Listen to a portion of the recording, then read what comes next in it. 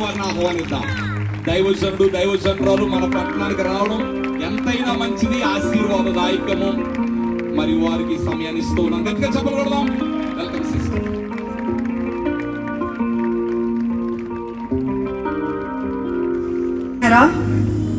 పాటలు పాడి ఏది బిగ్గరగా హల్లెలూయా చెప్దామా? హల్లెలూయా. ఈ రెండో దినానికి దేవుడు మనల్ని నడిపించిన విధానం బట్టి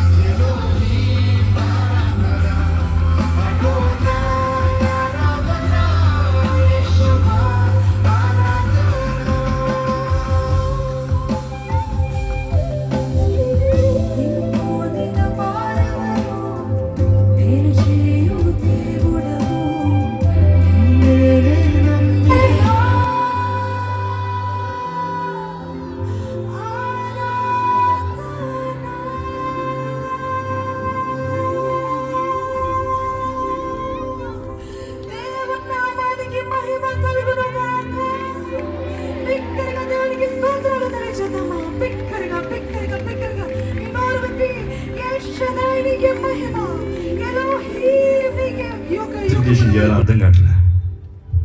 ఎందుకంటే రాజ్ ప్రకాష్ పాలనప్పుడు ఒకప్పుడు అందరికి తెలిసింది పాటగాడు. ఈరోజు నిన్న దినాన్ని ఒక పాట కూడా పాడకపోతే చాలా మంది నిరుత్సాహంగా ఉంటారంట. గత ముందు నెలలో విజయవాడలో ఉద్యోగ సభలు జరిపించినప్పుడు మీటింగ్ ప్రారంభిస్తానికి ముందుగానే 4,000 మంది లేకపోతే 6,000 మంది రోజు తగినట్టుగా వచ్చి కూర్చుని ఉన్నారు.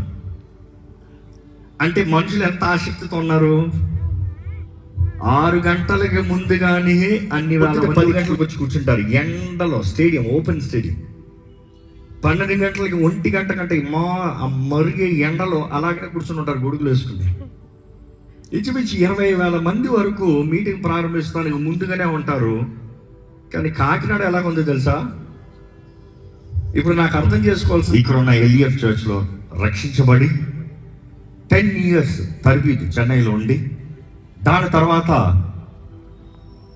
ఆయన సంపూర్ణ సేవ ఒక నూతన ప్రారంభంగా ప్రారంభించి 1982 నుండి ఈ దినం వరకు నమ్మకంగా యేసు రక్షక శతకోటి స్తోత్రం.